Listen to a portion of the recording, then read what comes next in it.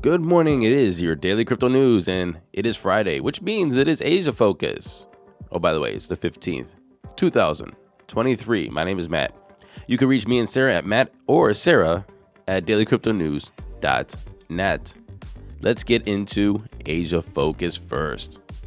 Hey, Sarah here. Welcome back to Asia Focus, a weekly section of Daily Crypto News.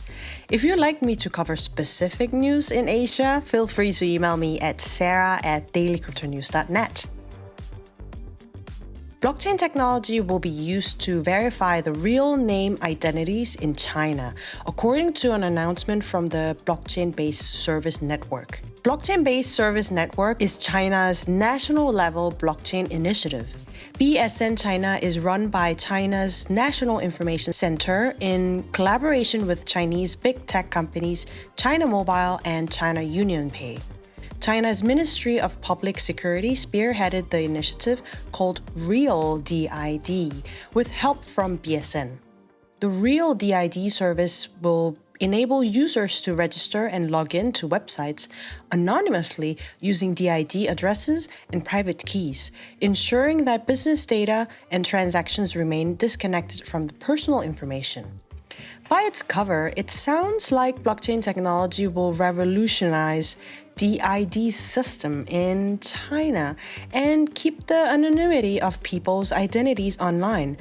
On the flip side, though, China's top 6 social media platforms, including WeChat, Sina Weibo, Douyin, Kuaishou, Bilibili, and Xiaohongshu, you've probably heard most of them, will require content creators with over 500,000 or 1 million followers to publicly display their real names or those of their financial backers. Scary. I mean, it's okay to KYC, it's okay to prevent cybercrime and all, I guess. But we're talking over 1 billion Chinese people here. Of course, the influencer numbers will be way lower, but a move like this is likely to spark concerns about data privacy. I know where the Chinese government is coming from. They want to develop the so-called frontier technology, the blockchain technology, but they don't want cryptocurrency. And at the same time, they want to keep the tab on the identity system. But then, why can't I shake this feeling that it's just another step towards the government owning data? The every cell of people's privacy. But a wise man once said, if you don't have the literacy to even know the need for privacy, then you just don't need to protect it. What do you think? Challenge me. Sarah at dailycryptonews.net. According to Hashkey's latest report, throughout 2023, BitCup emerged as the market leader, commanding 77.04% share of the total trading volume for the year in Thailand.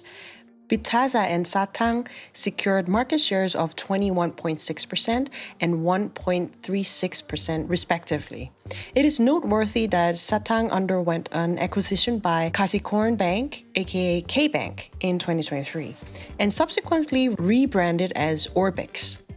Meanwhile, Thailand ranks 10th according to Chainalysis Crypto Adoption Index, taking into account the nation's collective user engagement across centralized exchanges. DEX as contributing factors, but really, Thailand has been showing immense interest in all aspects of crypto, including NFT, GameFi, and other DeFi protocols. I'll share the report from Hashkey in the show note, and the regulated digital asset business ecosystem is very flourishing. Please check it out if you're interested. Saudi Aramco and Japanese cryptocurrency financial group SBI Holdings have announced their partnership with Saudi Arabia's state-owned oil company. Phew, SBI is really busy these days. This partnership envisions the joint development of projects such as the construction of semiconductor factories on both Japan and Saudi Arabia, as well as co-investing in each other's digital asset portfolios, aka crypto farms. SBI has been actively pursuing initiatives in the Middle East, particularly regarding the establishment of investment funds with local partners. On that note, they got to introduce SBI Middle East in Riyadh, the capital city, which would help promote Japanese crypto startups in Saudi Arabia. Again, win-win, huh? In my opinion, Middle East has been relatively stable in investing into crypto. We didn't see much breaking news, the negative news there. Anyways, congratulations to SBI again. My home country, South Korea's Financial Services Commission, FSC, has proposed the Virtual Asset User Protection Act to protect the customers of virtual asset service providers, VASP, and passed the act finally. And these rules are scheduled to take effect on July 19th, 2024. We have a date now. This act is seemingly supposed to protect the customers, but simultaneously allows the banks, where crypto exchanges store their assets, to invest the deposits in safe assets like government bonds. Well, I'm happy that something is happening, but I'd like some taxation system in place sooner or later too. That's all for today. Moving into some other news. Solana phone. We all knew Solana made a phone. It was called the Saga. And on December 5th, co-founder of Solana Labs, Anatoly Yakovenko, he was saying that the sales aren't doing good. However, today that has changed, and they've completely sold out in the United States, and there's only a few phones left in Europe. And you're probably wondering why. Well, it's because the allocation of tokens that come with the phone are worth more than the phone. See, as we know, Bonk, it's a meme coin that is on Solana. It just got listed on Coinbase, so therefore Moon. It's up like 25,000% on the year alone. It's up over 100% in 24 hours. We'll get into the price in a little bit. But it came with 30 million Bonk tokens when you bought the phone, which back in the day was only a few dollars. But now, those 30 million Bonk tokens are around $990, which is more than the phone. The phone is only $599. So therefore, it's pretty simple math. If you buy the $599 phone, you get $990 worth of tokens. So it seems like a good deal. You're in about $600 worth of profit. Now, of course, number go up, number go down. This is the crypto market. So if you run out and get yourself a Saga Solana phone and think you're going to make out with $400 of Bonk token, you never know. Be careful. But right now, there's no better phone deal on the market than the Saga phone because they're paying you $400 to get it. SafeMoon's SFM tokens crashed by 50%. By the way, there's no Safe or Moon within this token, after the firm behind it filed for Chapter 7 bankruptcy. The filing shows that the firm has an estimated 50 to 99 creditors with estimated assets between $10 million and $50 million and estimated liabilities in the range of $100,000 to $500,000. This bankruptcy filing comes after the United States Department of Justice unsealed indictment charging SafeMoon executives Braden John Corney, Kyle Nagy, and Thomas Smith with conspiracy to commit securities fraud, conspiracy to commit wire fraud, and money laundering. The trio deliberately misled investors and diverted millions of dollars to fuel their greedy scheme. And this is according to the U.S. Attorney for the Eastern District of New York. The first ever sale by Sotheby's of inscriptions, those inscriptions were created using Bitcoin's blockchain's ordinal protocol, drew in around $450,000, or 5 times the highest estimates. What was auctioned? Well, the auction of a pixelated avocado fetched more than $100,000, and a mushroom from the Super Mario Bros. Franchise drew in around $240,000. There were about 148 total bids across 3 lots. And finally, I'm about 1 day late on this one, so hopefully you didn't fall for this scam. I think they fixed it already, only 5 hours after it. But Ledger, they axed that they have identified and removed a malicious version of the Ledger Connect kit. Apparently, there has been a phishing scam, and they found out that this happened because a former employee fell for the phishing scam. Ledger X'd. A genuine version is being pushed to replace the malicious file now. Do not interact with any dApps for the moment.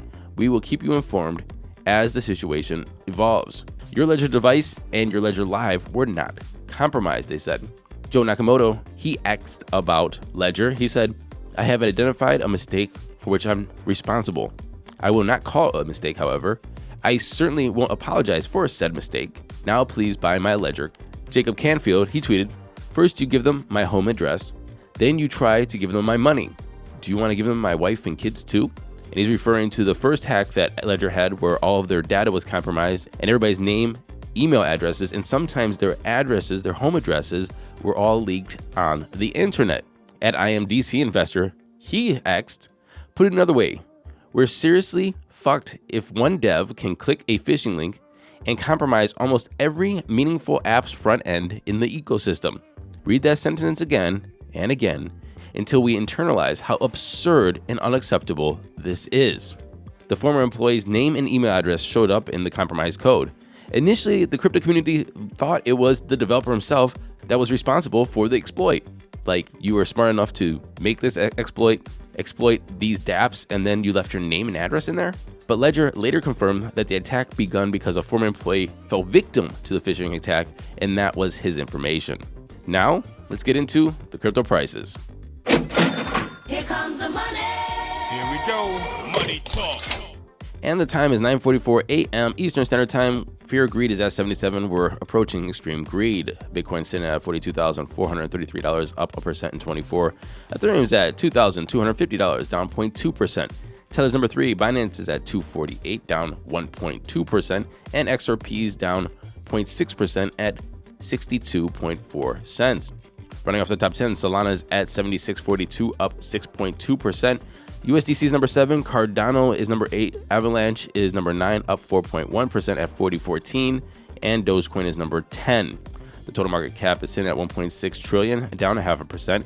A Bitcoin dominance of 51.8 and an ETH dominance of 16.9, and Bonk is up 88% in 24 hours, or like I said, 25,136% in the past year. Congratulations to everybody who bought Bonk. I did not buy Bonk. That is definitely gambling, but some people gamble and win.